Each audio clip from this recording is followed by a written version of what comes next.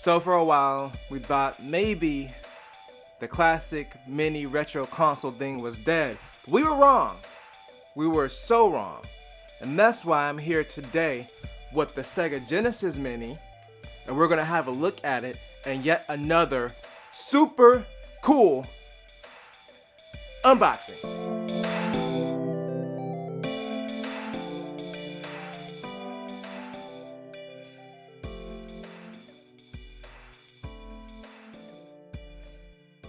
Alright, so I'm here with the Sega Genesis Mini.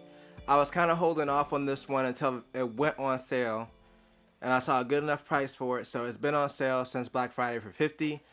Some stores had it briefly for $45, but interestingly enough, today, this is Sunday that I'm recording this, Sunday, December 8th, it was sold $50 at Best Buy, but they had an open box one for $40. You know, I'm cheap. So I bought the open box one. So yes, this is an unboxing of an open box product. As you can see here, there's a little scratch on the box. But you know what? I saved $10 more on top of the sale. So to me, it was worth it. Those of you that don't know what this is, so this is a little mini Sega Genesis with built-in games. It's not like a full-size, Sega Genesis where you can put the games in there. But it has basically 42 games. Look here on the back. 42 classic games. I'm in it for the Sonic. I have nostalgia for the Genesis. That was the system that I grew up with personally. I went from the NES to the Genesis. But I mainly just played Sonic and Mortal Kombat 3.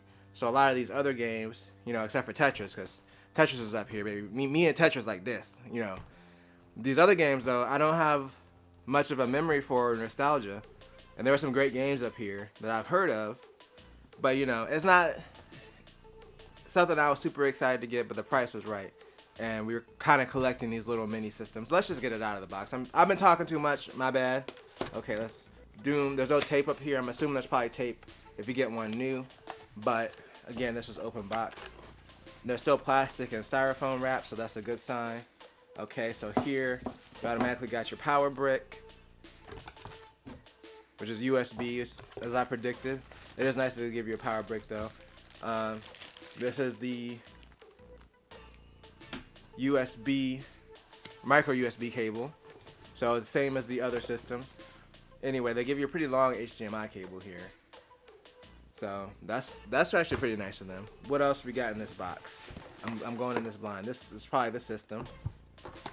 Yeah, these bags are already ripped. So it's definitely open box, but it's not like a big deal. Like they probably literally opened it and then it was like, oh, I don't want this, and returned it. So that does happen a lot. And you got controllers here, and then you got your instruction booklet. But that's it for the box, though. Curious about the controllers. It does come with two, which is also nice, and they're regular USB. Okay, now I'm gonna be the judge of this here because I did spend a lot of time with the Genesis. So I would know if this is an accurate recreation of the Genesis controller. And yeah, it really feels just like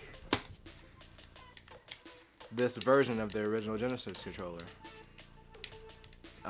And to be fair though, I feel like the D-pad is probably a little bit better than it actually was back in the day, because I don't remember the Genesis D-pad being particularly great feeling.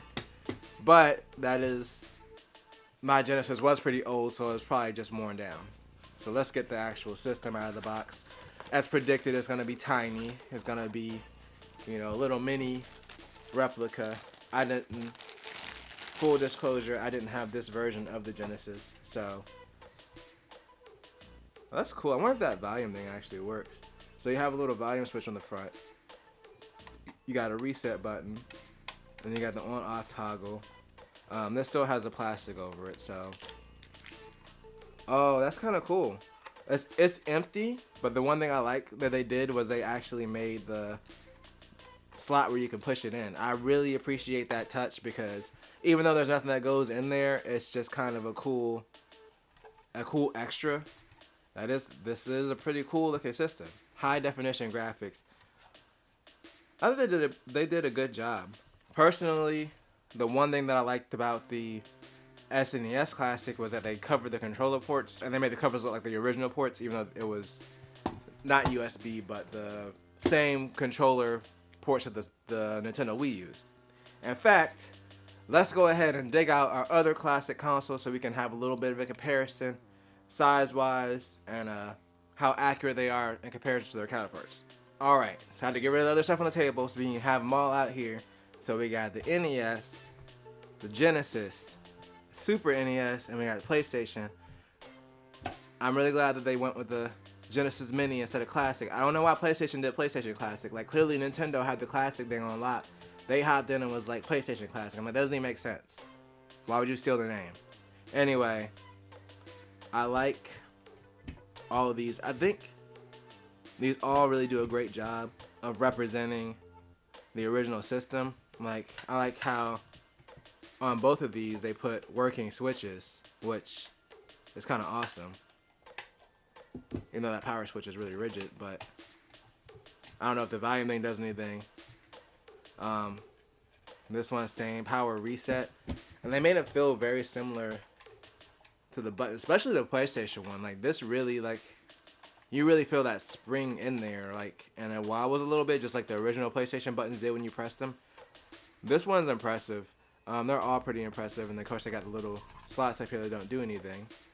It's deceiving because you want to try to pull it open, but it's a fake covering because the original system had it. But what I was saying earlier with the Super Nintendo, these are just covers, or this whole thing is a cover, and you pull it out and then you plug your controllers in. But when you're not using it or have controllers plugged in, it just looks like the controller ports in the original. I thought that was kind of cool. These look close enough to the original port, so it doesn't really matter. So it would have been cool to see that with this, but it is kind of unnecessary. It's just something I like. They all look very good.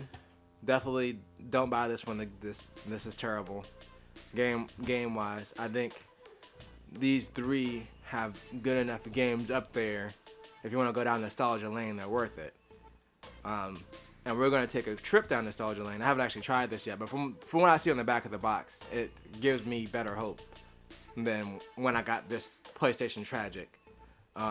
These two have been great, but let's go ahead and just connect it and have a look at the games really quick and kind of go through the list and see it in person and have a look at the interface. Let's check it out. All right, moment of truth time. So let's go ahead and turn this on.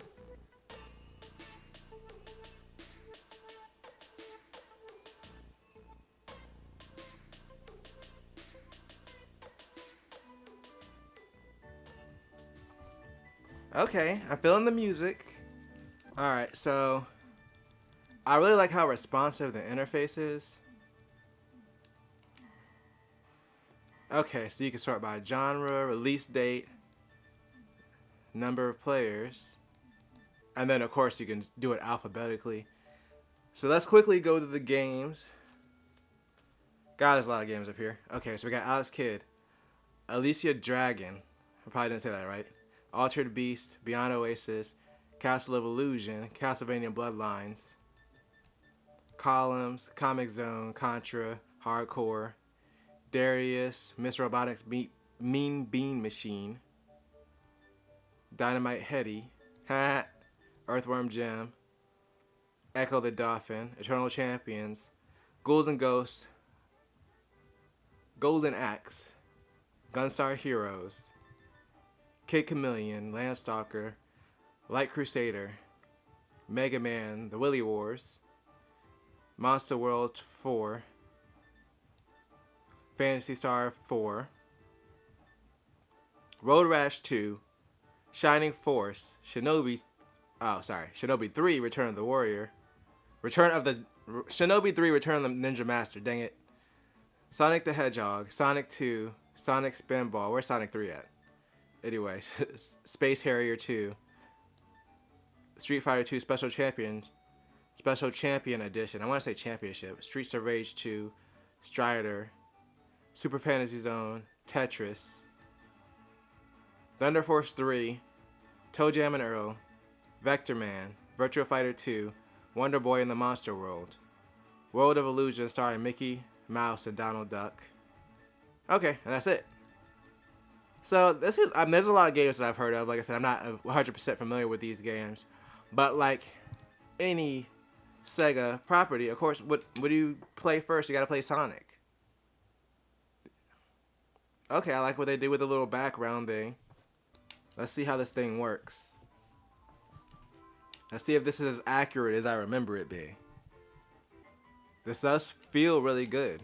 I'm gonna be honest. I'm gonna be honest with you. I'm doing Sonic stuff. You know what? It's not that I forgot how to play this game, but I don't remember how to play this game. I wonder if there's a shortcut to get back to the menu from the controller. I'm not sure if there is, but that's fine. It's right in front of me, so I'm gonna just hit the reset.